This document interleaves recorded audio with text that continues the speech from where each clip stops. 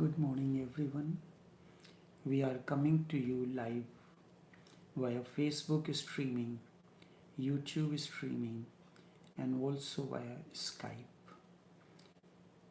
Each one of you is welcome to this live streaming from wherever you are. Sutras of Vigyan Bhairav Tantra. For Tantra, meditation, alertness, and awareness are significant. Today is 21st of May. On 20th of May 2008, Naqshbandi Sheikh Omkar Nath entered into Samadhi. He was the elder son of Sheikh Brijmohan Lal. I will take a few incidents from his life to celebrate the Samadhi day. In 1949, 21st of February 1949, Brijmohan Lal's elder daughter, the only daughter, Gayatri Devi, was married.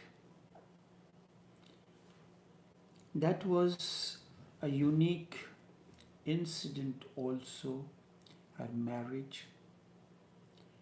He was as usual in his own way, but women are more concerned about the marriage of their. So one day, Shakuntala Devi, his consort, said that your daughter is now of marriageable age. You seem to be unconcerned and you are not thinking of her marriage or anything. So amidst all the people, his devotees, he took a piece of paper and wrote a letter to one of his devotees in the hometown where I was born, where her future husband was born and lived. And he wrote in the letter, your sister is of marriageable age. Find a suitable mate for her. He and my father, Lakshmi Sahai, they were friends. They were the members of RSS. And for the death of Mahatma Gandhi, RSS was banned and its followers were put into prison. So he stayed for 1 month in prison and he came out. So he got the message. His name was Baleshwar Sahai Kanchan. He received the message. So the first name that struck him is that of my father. He told him indirectly that he wanted to take him to meet his master because nothing else could be done. So he said, you talk to my mother. My father, my grandfather had passed away. He was the eldest son and 3 sisters and 1 younger brother and the mother. The source of income was meager. So he went and finally he consented to go. So my father, Lakshmi Sahai, did not know that he is going to meet his would-be father-in-law. Instead, he knew that he is going to meet a master. But there everybody knew that the boy is coming. So during the talk, Sheikh Brij Mohan Lal asked, "Do you do any puja or anything?" So Lakshmi Sai told him that I do Gayatri Mantra. So all the people there, they burst into laughter because Gayatri was the name of his daughter, my mother. The marriage was solemnized, took place on 21st of February 1949. Thereafter was the festival of Holi to come. It was customary according to Indian tradition that the first Holi, the bridegroom and the girl after marriage is spent by her father's house. So Brij Mohan Lal sent a message to his mother seeking the permission that his son-in-law and daughter be allowed to spend Phagwa at that place. It was the occasion of Phagwa. During that time, the young ones will go, the holy fire is lit, so they go and collect the donation in the form of whatever it is, so that the woods could be purchased and whatever ceremony is to be done. So wood is lit, then the other ritualistic ceremony is done. So expenses for that. There was Omkar Nath was very much interested in that. It was late in the night. My mother Gayatri Devi was sleeping. Lakshmi Sai knew nothing of initiation. Omkar Nath was busy in collecting the donation. There was a man who was very miser. He refused to give any kind of donation. So what they had planned, all the boys, that when he goes to sleep, they will go and pick up whatever they get from there. So it happened that he put everything inside his cottage and went to sleep. What there was a wooden peg that was used to tie his animal's goat or whatsoever it is. So they were digging up that. So late in the night, around 9 or 10, Brij Mohan Lal told one of his disciples that tonight I will initiate Omkar Nath, Gayatri Devi and Lakshmi Sai. His home name was Lallan Babu. I will initiate the three. So the message was sent. Lakshmi Sai knew nothing about initiation. Gayatri Devi has many times earlier asked him for the initiation, but Brij Mohan Lal simply deferred, not yet. So when the message was given to her, she was asleep. She said, "Don't disturb me, I'm sleeping, I'm not interested in anything." And when she was the eyeball of her father. So when couple times she has asked him for initiation and he deferred it, she said, "From now onwards, I will not ask you for initiation." Omkar Nath was busy in digging up that peg, wooden peg, so that he could offer it to the fire. So there was. So he was also not interested in. So the person who was given this message and his responsibility was to share this, carry this information to all of them and let them be ready. So that was Pandit Chotelal Sharma. Pandit Chotelal Sharma, he was popularly known as Papaji. So when Omkarnath was approached. He said, "No, Papaji, let me dig up this thing here. This man is very miser, and if he wakes up, he will not let me dig up this piece, this wooden peg. So I have to take it out." Gayatri Devi said, "I am asleep. I am not interested in anything." So finally, the this was the the kind of anecdote. Sometimes these are very relevant.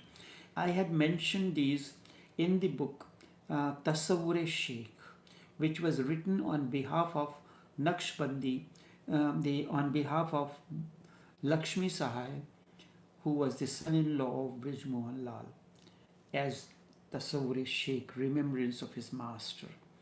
This will be republished as soon as possible.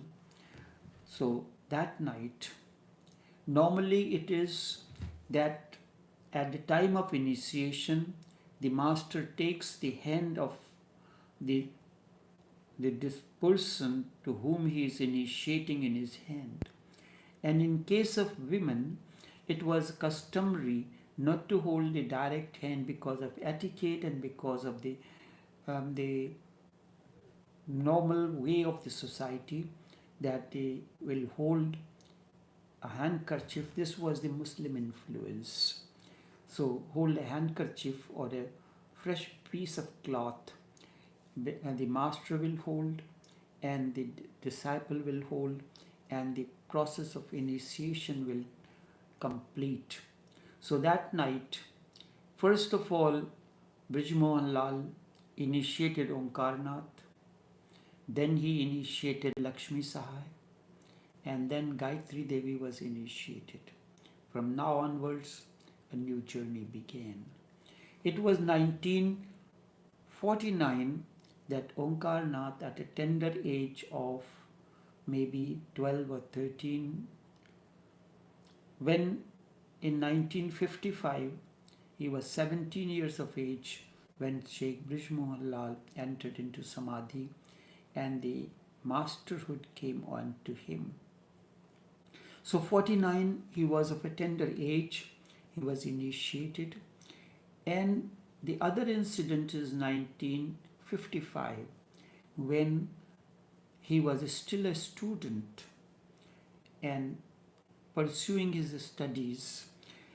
The 17th of January, the beginning of January, he started his journey to various cities. There was no fast train from Lucknow. He has to go probably Agra first, then Jhansi. There the train has to change, then reach Mumbai. So when his body was brought, there was a confusion among the disciples.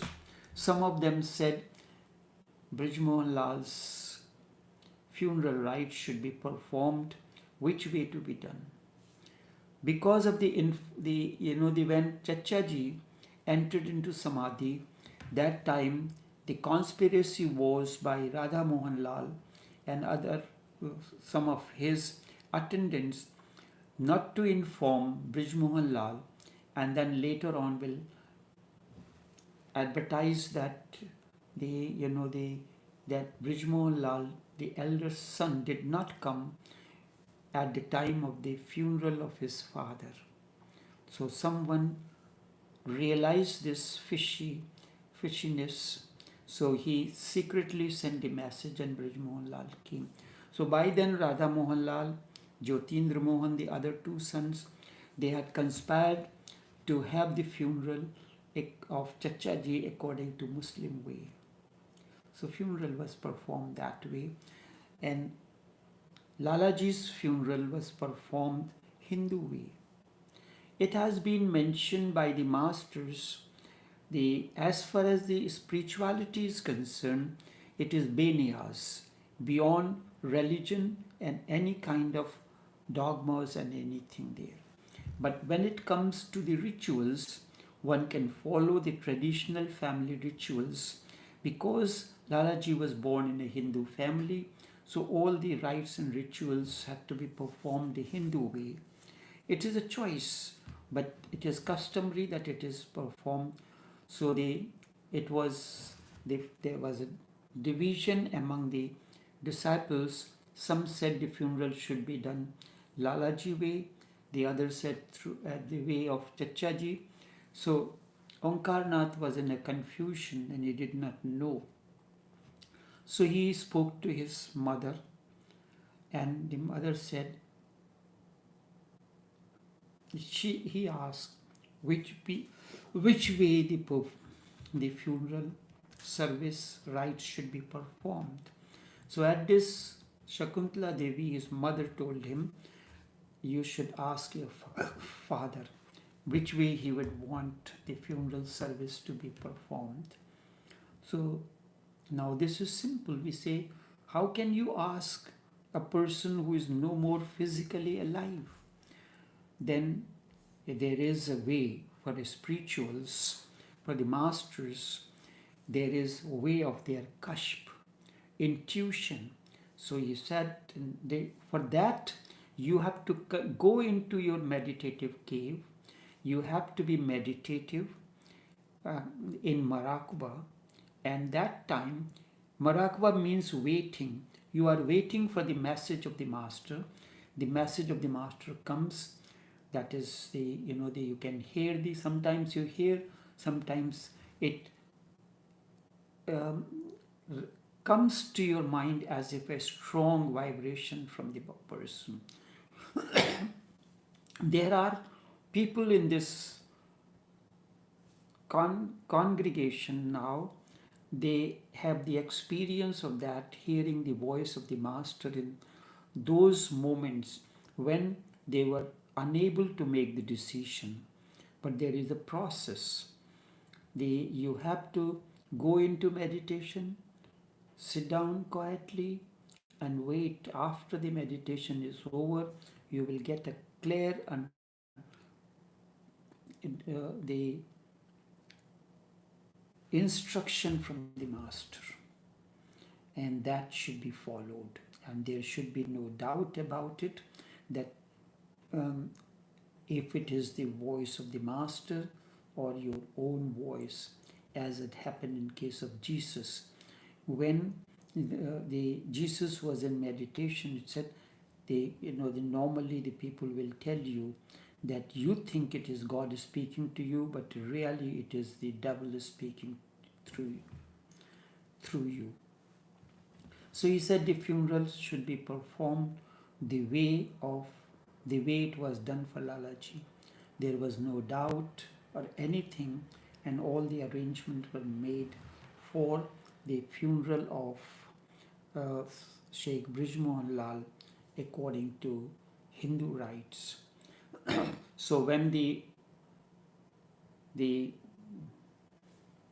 according to Hindus, the body is put to fire, and after that the remainings, the bones that remain, we collect a few pieces and some ash, and that is known as, we call it in the spiritual terminology, flowers, pool, and that had to be enshrined. Put it in the metal or clay urn and put it into the shrine to be enshrined. At that time, Shakuntala Devi said, when the body is to be enshrined and the place is dig for the shrine, let there be 2 holes so that the 2 urns can be kept, one for your father who has entered Samadhi, the next one for me. It was in 1955, she said, and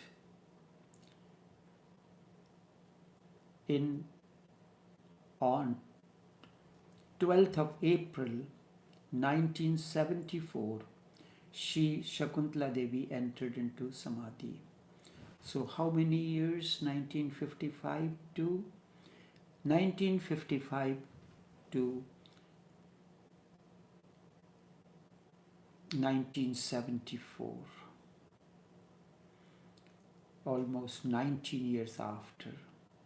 So 19 years ago, she made the arrangement for her.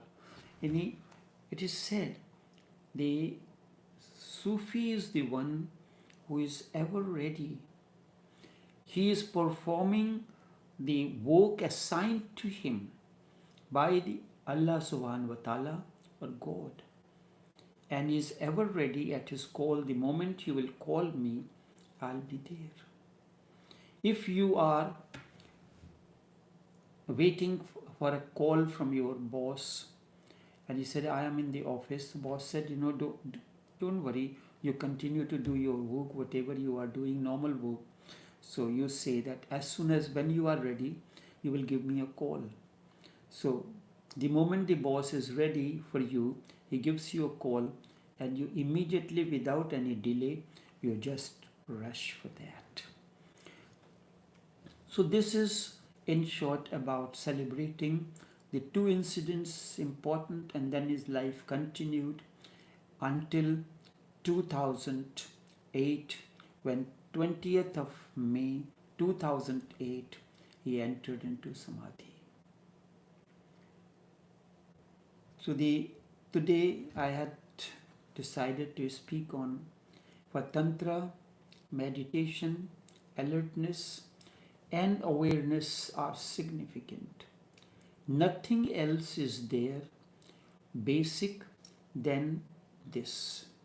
When someone is immoral, it shows that he is not alert, he is not aware, he is not meditative. This immorality is just a symptom. The immoral life is just a symptom that he is not yet alert. Not yet alert. There is a beautiful story about Nagarjuna. He was a master of Nath Sampradaya, Gorakhnath, Nagarjuna, a very beautiful person. One day a thief came to him, wanted to thief something, and he wanted to find out I want to be your disciple, but I am a thief, and whosoever I went by, they said, you cannot be my disciple until and unless you leave the habit of stealing. So that is my condition. Nagarjuna said, I will not ask you to do anything. I will not ask you to leave stealing. You can continue that. There is no problem in being my disciple, and I accept you as disciple. This was surprising because no one else has told him that. He said, the only thing is this, but I will tell you, before you go to steal, thief, be aware. Be aware that you are going to steal. You are stealing. Be aware that you are stealing it. If it still continues, it is the will of the master. It is to happen for certain reasons that you do not know now. And if it does not happen, let it be clear to you that it is also the wish of the master's God. He wants you to quit it now. So just be aware when you are going to thief. So it happened that he said, there's no problem. But the problem actually happened when he went to thief, and he is now aware. The moment he is aware, he is going to break the safe. He breaks open the safe, sees the money and jewels and all these things. As he is ready to take it, the awareness comes in. And then he is in a doubtful mind whether to take it or not, whether to follow the path of awareness or that of normal way. But the path of awareness was so strong that he could not thief. He came to Nagarjuna. He said, "What you have done to me? You were a tricky person. You did not tell me to leave the thieving, but you have transformed my life. You simply said, whatever you are doing, do it with awareness. Let there be awareness, let there be meditativeness, let there be alertness that you are doing this. If it continues for a certain reason, it is. If not, the time has come to quit it." And that was the story of Nagarjuna and the thief. So what is very important, if there is immorality, it still continues, that means it is a symptom that there is no alertness, there is no awareness, there is no meditation. The immoral life is just a symptom that you lack awareness. What is ordinary teaching? Ordinary teaching says that will tell you that sleeping man who is immoral to be moral. He may change from immorality to morality, but the sleep continues. You have to wake up from the sleep. If you are still asleep, then morality, the immorality can never become immorality. So the whole effort of Tantra is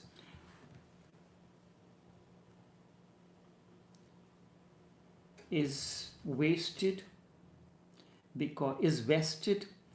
in that the real disease Tantra understands and focuses. There is a symptom and there is a cause. As a doctor, medical practitioner, you know the symptoms. Symptoms is caused by a particular cause. Unless you know the cause, you cannot remove that. Symptoms appear on the body, on the surface, but the cause is deep down. So unless the cause is handled, the problem will not be rectified. Immorality was just a symptom, but what is causing this immorality is important. The disease was why the immorality was happening. It was happening because there was lack of alertness, lack of awareness, lack of meditativeness. So what Nagarjuna did, he looked at the symptom and he focused on awareness, that be aware of doing this. So when you are aware of that you are stealing, then you are handling the cause. And if you want to remove these things, you have to go to the cause. The cause is immorality. The cause is non-alertness. Cause is that you are asleep. So if you are asleep and during sleep you are moral, that is not morality. This sleepiness is the cause. That is why he was immoral. So you can convert him to morality as the outer teaching of the religion does. Do this, do that, and so. But the main cause is not removed. You can create fear. You can make him afraid. Only that person who is asleep. One who is awake. Otherwise, you cannot create fear in him. You can create fear about hell, and you can create a profit motive for the heaven. That if you do this, you will go to heaven. You will do this, you will do that. Otherwise, you will be put in the fire of the hell. Both of these Both these things are possible only when you are asleep. The moment you wake up, then these things, the concept of heaven and hell, does not exist for you. Yes, if you do wrong things, you have to face the music, you have to face the pain and suffering of that. If you are not asleep, you cannot be threatened, and at the same time, you cannot be motivated because of the profits. Neither fear nor profit will attract you. These are the two things meaningful only for the mind that is asleep, that is not alert, is not awake. So, Upanishads say, Utishta Jagrat, wake up and get up. You can wake up, but still you can turn your side and fall asleep, and you can go into asleep once again. So create the fear of punishment, and a person will move from immorality to morality, but he will move only because of fear. Everyone was telling that thief before he came to Nagarjuna that you have to forget stealing before I make you my disciple. It is like a doctor saying that when you get better, when you are cured, then I will give you the prescription.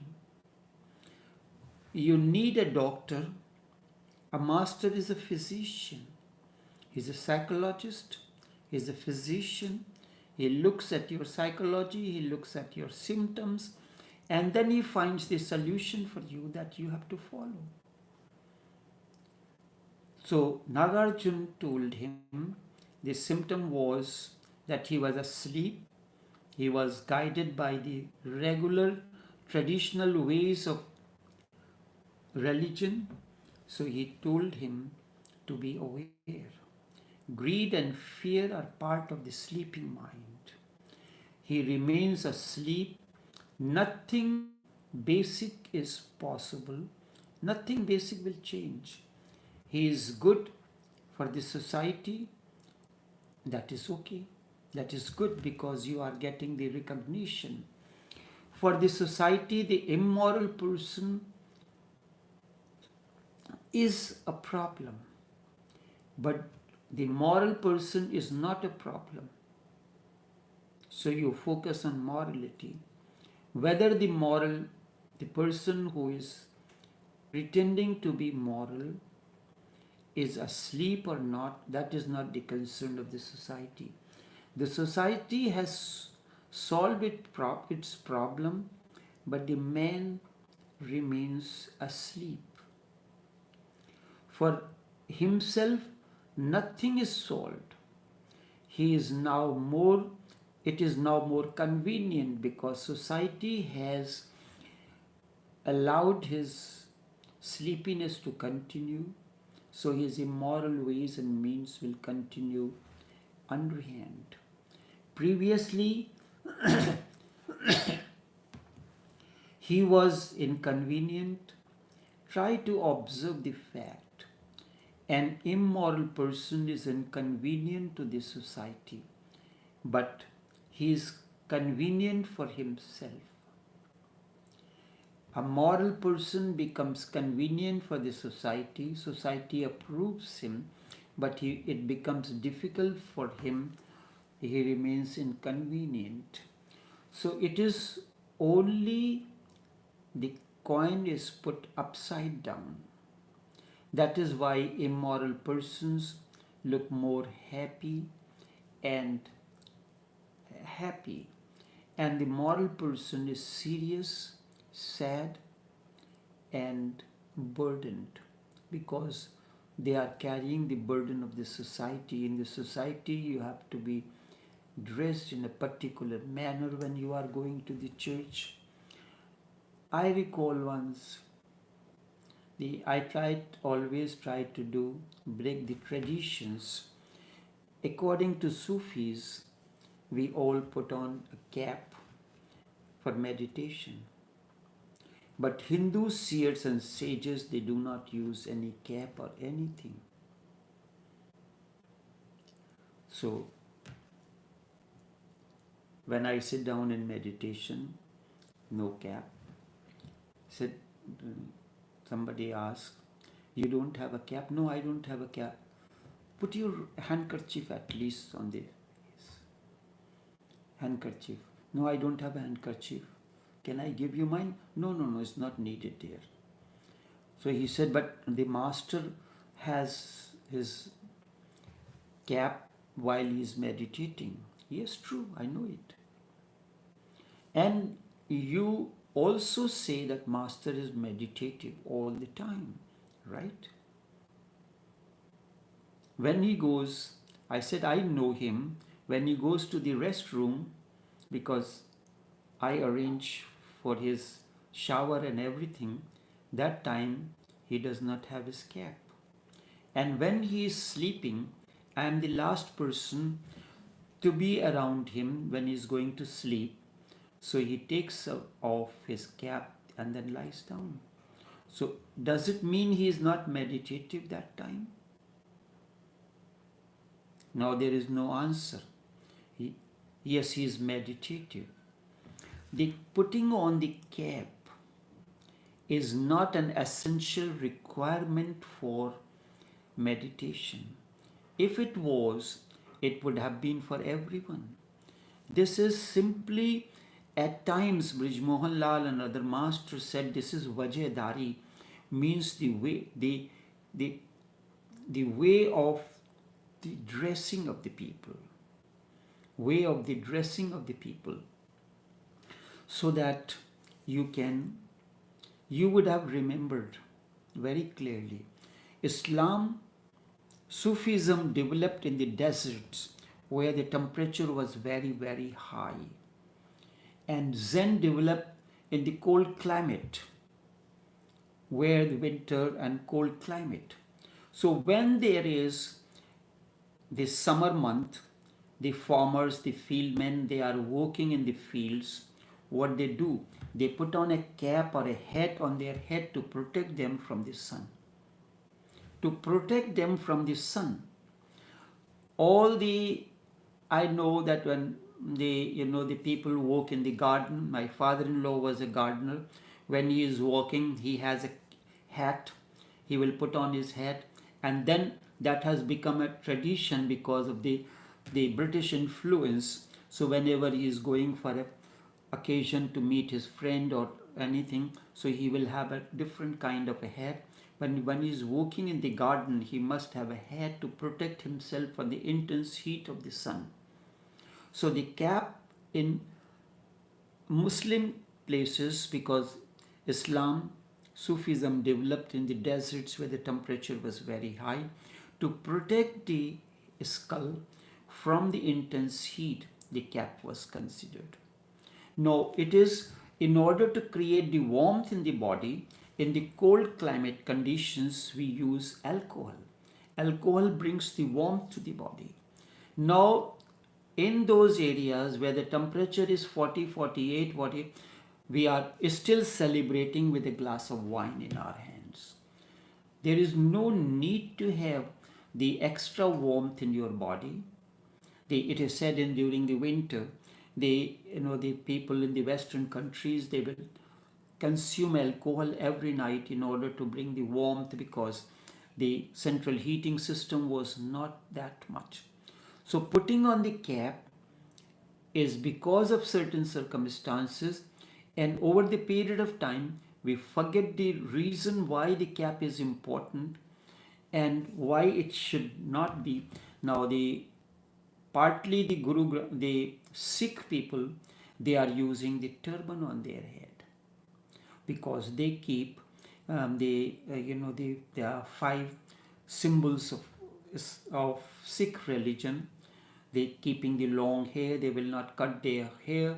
That was because of certain promise until this is done, we will not cut our hair, or sometimes we take that kind of vows. So now, in order to keep it tight, they keep it tied up in a particular way and keep the turban. Also, it protects as a headgear. They like a helmet. So the rather than the skull remaining there. So it has become a tradition that you cannot go to Gurdwara without covering your head.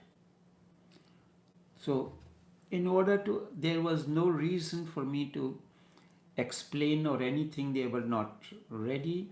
They have found that was the way it should be. But in meditation sessions, I have explained this, that it was for a particular reason, which was confirmed later on by Onkar Nath, that it is for that reason, Vajadari, the particular, during the time when Lalaji was growing, that time the Muslim influence was very much, they have a particular way of dressing, the Hindus have another way of dressing. So that time it was the Muslim influence, so they go to the workplace in a particular garb. Then the British influence came, then a shirt and a pants and a tie and a three-piece suit.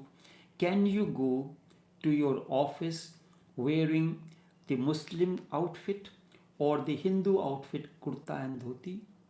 No, there is the shirt, and preferably it is used long sleeve shirt, not the short sleeve shirt. It is considered as a casual wear, and the long pants, tie, if you need necktie or anything, you cannot wear any other way. There is nobody will put you out, but they will look at you with a strange way. So these things we have to understand and go beyond the traditions. If you understand it and follow it, good enough. If you don't understand it and then follow it, it is ignorance. So moral person is caught in a struggle with himself. Nothing is okay with him. He is only okay as far as the society is concerned. Morality is a lubricant. It helps you to move easily with others. It acts as a lubricant. When you use the lubricant in your vehicle, it lubricates the different parts of the body and helps free movement. So morality is the lubricant that helps you to move freely among the people in the society.